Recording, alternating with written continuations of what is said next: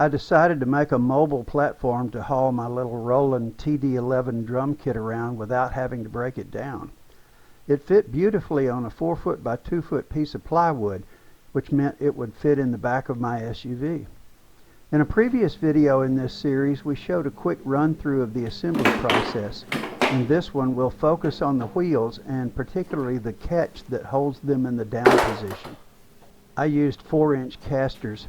I couldn't just mount them directly onto the plywood platform because the platform has to sit flat on the floor when the kit is played, and so the casters have to fold up for playing and down for transporting. 2 casters on one side of the platform are fixed and the other pair swivel. For each pair I cut a strip of 3/4 inch plywood the width of the casters, 3.5 inches, and a 2-foot length, the same as the width of the platform. To mount the casters to the platform and allow them to raise and lower, I cut 2 more strips of plywood. I cut these 4 inches shorter to leave clearance on the side where the drum kit's outer legs would be anchored. I attached these strips to the caster strips with hinges and then screwed them to the platform. I didn't want the casters to extend out past the 4-foot length of the platform, so before attaching them I cut rectangles out of the 4 corners of the platform to allow the casters to fit down through them.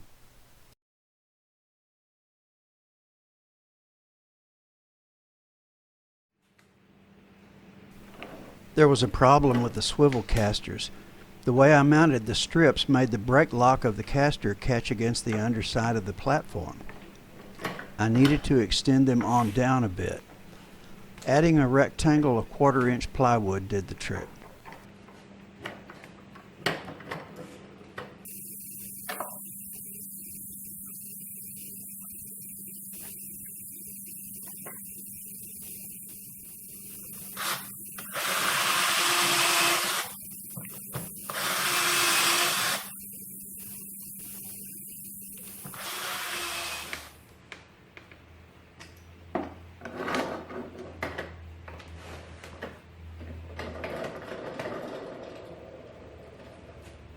To hold the casters in the down position, I devised a mechanism attached to the caster strip that would hook onto the edge of the platform.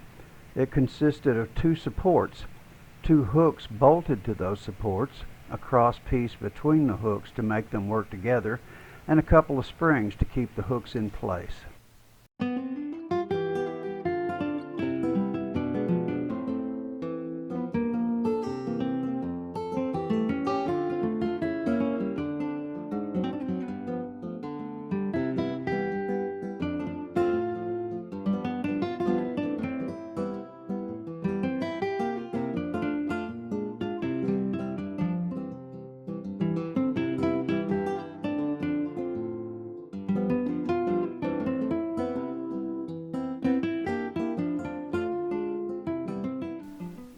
To anchor the hook supports to the caster strip, I clamped a straight edge to it, then clamped the support adjacent to that while I screwed it into place from underneath the strip. I aligned both hooks close to the edge where I cut out the rectangles for the casters. This spread them out and gave the whole thing stability.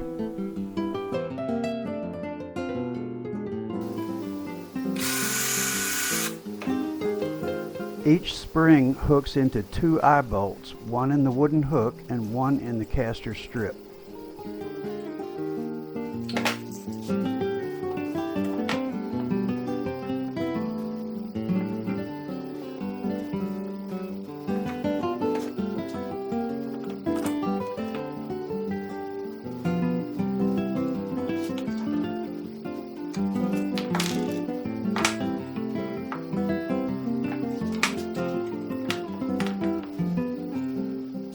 Between each wooden hook and its supporting bracket is a flat washer to hold them apart and make for less friction.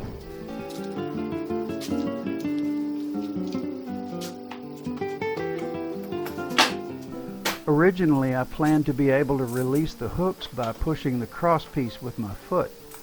That doesn't work very well. The platform wants to roll away from me when I do that, but it's just as well. This apparatus needs to be treated with care anyway.